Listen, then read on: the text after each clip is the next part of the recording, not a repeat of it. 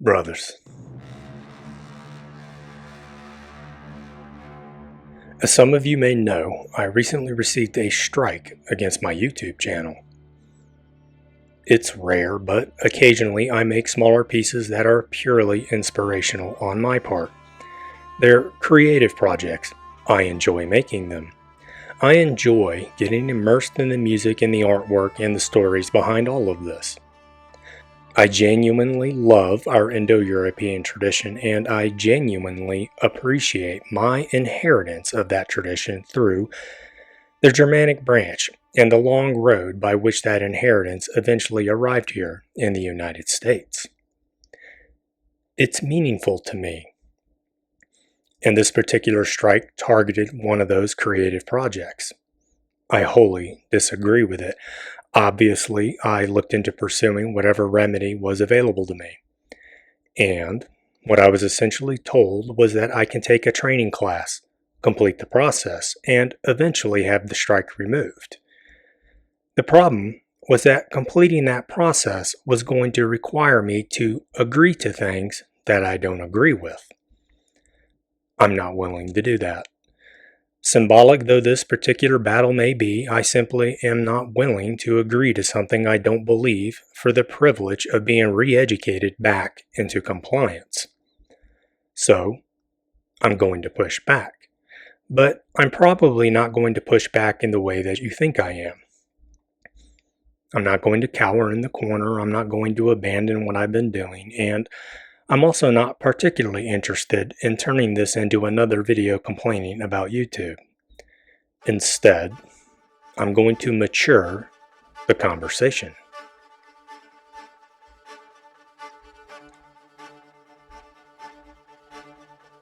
Up until now, I've mostly been quietly operating in my own little corner. I've been producing authentic and sincere pieces from me to you. A lot of those pieces have been directed toward sons and fathers, toward peer groups and brothers, toward the health of the individual and the family. And certainly, I've spent a great deal of time encouraging young men to join Männerbundes, or, where necessary, to form their own. That's ultimately what the Wulfila Project has been thus far. But now, for a lack of a better expression, we've been discovered. And being discovered isn't the same thing as going viral, no, but I'm not pretending this is suddenly some enormous project. That's not what I mean. What I mean is that we've been discovered by people outside of the little corner where I've been operating. Some of those people don't like me. Some of those people don't like what I'm saying. Some don't like the people I'm talking to. That's you. Some don't particularly like us as a group. Fine. That's part of the reality in which the project now exists. I have to accept that reality. But I'm not going to respond to that reality by becoming smaller. So, maturing the conversation necessarily means that some things are going to change. My tone is sometimes going to change.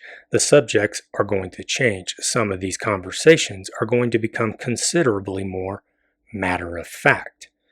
I still generally script these episodes largely because these subjects can get complicated and I don't want to forget something important. But, as always, I reserve the right to go off script at my discretion when I feel the need to elaborate or elucidate a particular point. The larger change is that I'm not going to approach every subject as though it needs to become another mini Gothic opera. Sometimes we just need to sit down and talk business, and that's what I intend to use Tribal Chat for.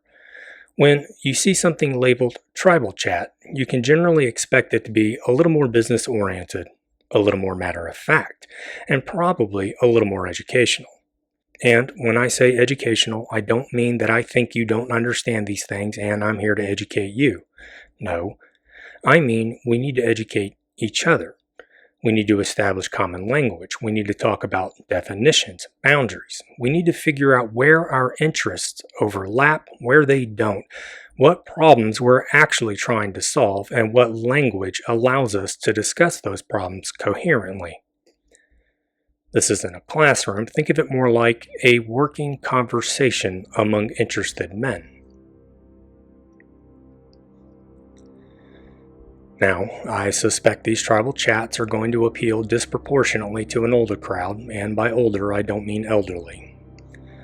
I'm talking about men who are already established in their families, men who have children, men who have been working in their careers for a couple of decades, men who have accumulated some professional experience and have already spent a considerable amount of time dealing with the practical realities of life.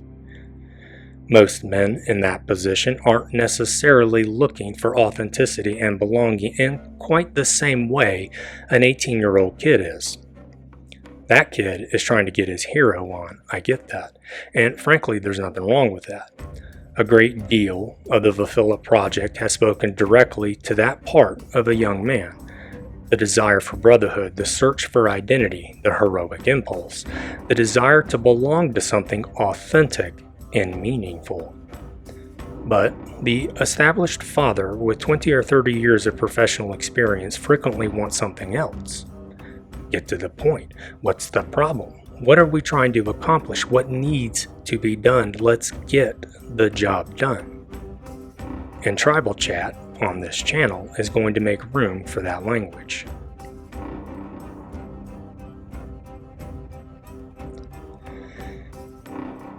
I've made a graphic that basically describes how I envision the Wulfila Project, and I've chosen to use a pyramid to represent that.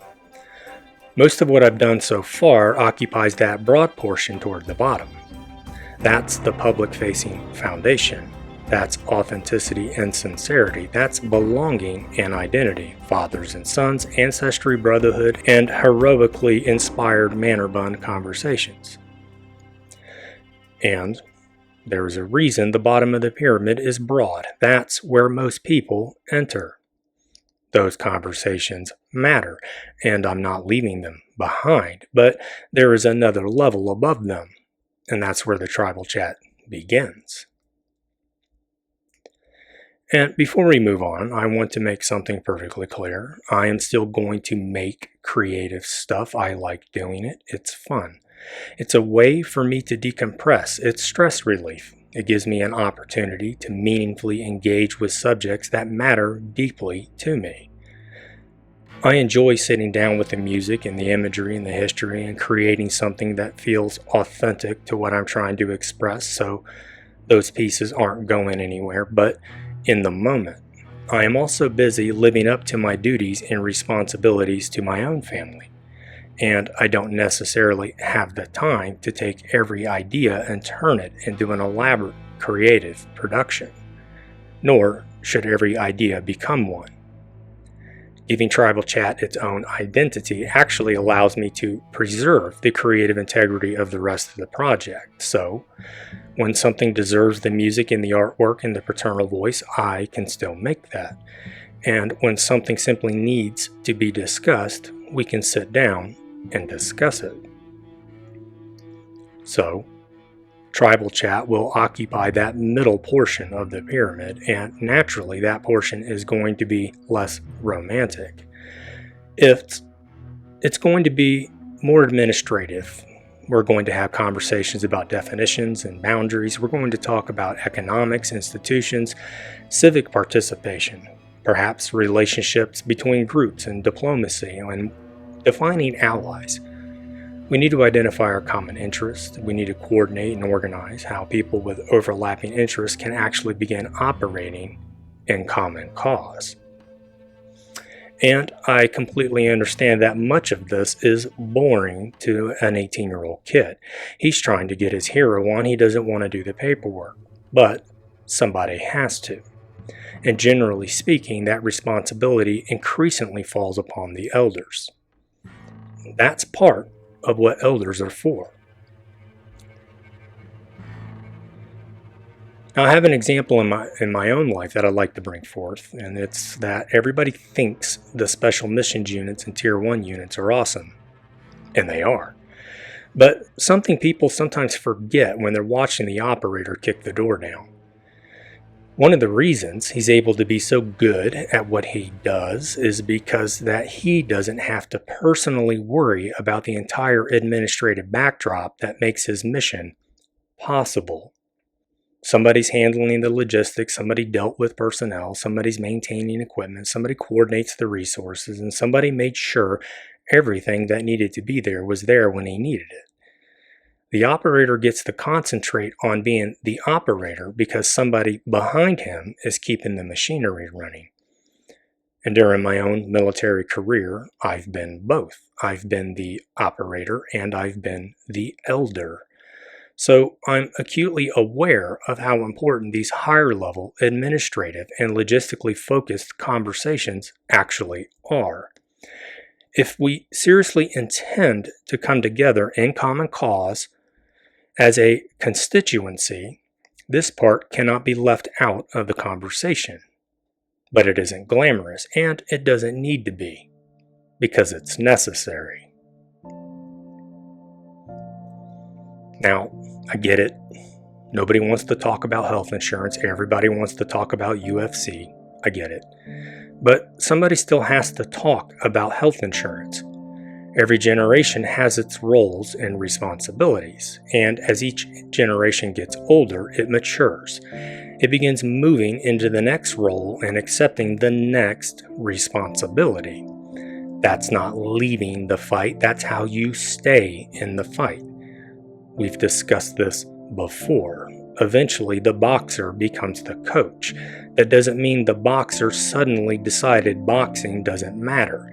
It means that everything he accumulated while he was fighting can now be used to prepare the next man to step into the ring. The young men get to run around with their hair on fire because somebody older is behind them keeping everything running. And eventually those young men become the older men.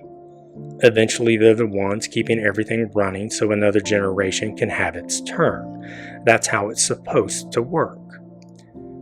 And right now, I don't think those roles are particularly well connected.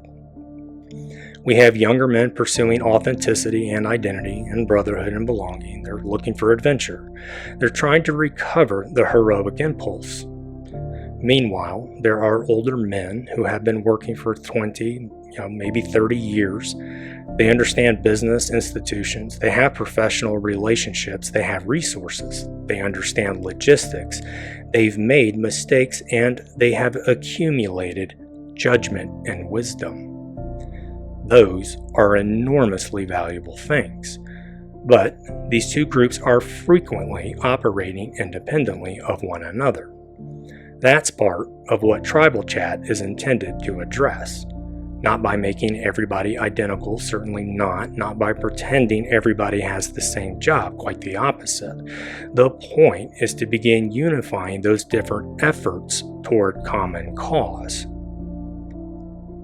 Because if we actually intend to operate in common cause as something resembling a constituency, inspiration isn't enough. Eventually, somebody has to sit down and establish some definitions. Somebody has to talk about boundaries. Somebody has to determine where cooperation is possible and where it isn't. Somebody has to understand the institutions we're interacting with, the economic environment we're operating within, the other groups around us, the interests, our interests, and where those interests intersect. That's what the middle layer is for, and Tribal Chat gives me considerably more breathing room to do that. It gives me the room to bring other people into these discussions. It gives me the room to facilitate conversations between groups. It gives me the room to publicly coordinate where common interests exist. And more importantly, it allows me to do all of that without turning every Wulfila video into something it was never intended to be.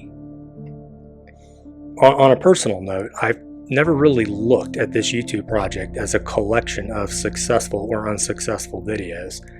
I've always thought about them more like a catalog. Frankly, I care more about the playlists than I do about any individual video because This subject is gigantic.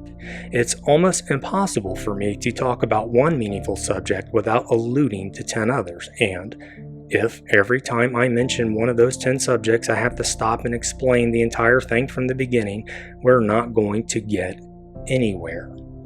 So I make the video, I establish the concept, I define the language, I tell the story, I put it into the catalog. And gradually, those individual pieces become playlists. Those playlists become foundations, and eventually I can have larger conversations while pointing backward toward work we've already done. Tribal chat is simply another layer of that catalog. It's another tool for doing a different kind of work. But there's still one more part of the pyramid, the very top. And whatever is at the tippy top of that pyramid is never going to be discussed publicly. It's not going to be discussed on YouTube. It's not going to be discussed online, and no, I'm not withholding it from you. There isn't going to be some premium subscription where you give me $20 a month and I suddenly tell you all the secrets. That's not what I'm talking about. Some conversations belong around a campfire amongst trusted men. If you want access to the top of the pyramid, you're going to have to get around that campfire, because access at that level is relational rather than informational. You can watch another 100 videos. That doesn't necessarily move you upward. You can learn every word I use. You can memorize every definition. You can know every argument. That doesn't necessarily move you upward either. Participation does. Relationships do. Reputation does. Demonstrated judgment does. And certainly responsibility and trust does. The internet has conditioned us to believe that having access to information and having access to people are basically the same thing, and they are not. There are conversations that properly exist within relationships because the relationship itself provides the context for the conversation. So I'm not withholding the top of the pyramid from you, you just haven't earned it. And earning it doesn't mean paying for it.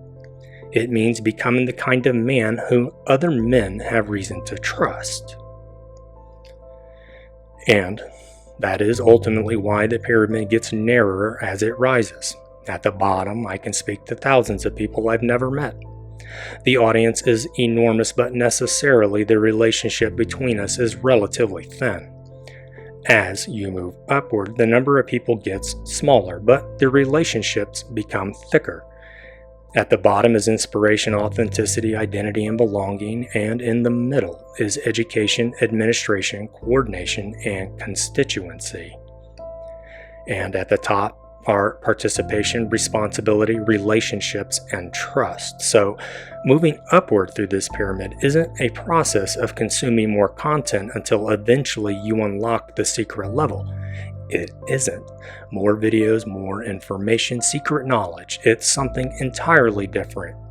It's inspiration, participation, responsibility, relationship, and trust. And that means the Wulfila Project itself has a limit. I can help you with vocabulary, I can offer inspiration, I can introduce ideas, I can help establish common language, I can facilitate public conversations, and I can even help men recognize common cause, and perhaps I occasionally can help men find one another. In other words, Wulfila can help bring you to the campfire. But Wulfila cannot substitute for the campfire. So, that's where we're going. The strike is what prompted this particular conversation, but the strike isn't really the subject. The subject is the maturation of the project. Traditional Wulfila isn't disappearing. Creative work, paternal voice, none of that is disappearing. I'll still make those pieces because I believe in them, because they serve a purpose, and frankly because I enjoy making them. But we're adding another layer. Tribal chat is going to occupy that middle portion of the pyramid. It's where we can sit down, particularly as established men, and begin doing some of the less glamorous work required to connect inspiration with something durable. We'll talk about definitions, economics, institutions, boundaries, relationships between groups. We'll talk about where common cause actually exists and what we can realistically do with it. And we'll do that knowing there remains another boundary above us. Because, as we've said, not everything belongs online. Not every relationship can be digitized. Not every conversation belongs for an audience. This project can build some of the road. It can point toward the destination. It can help you find men walking in the same direction, but eventually you have to turn the computer off. And eventually you have to sit down around the campfire. Until next time.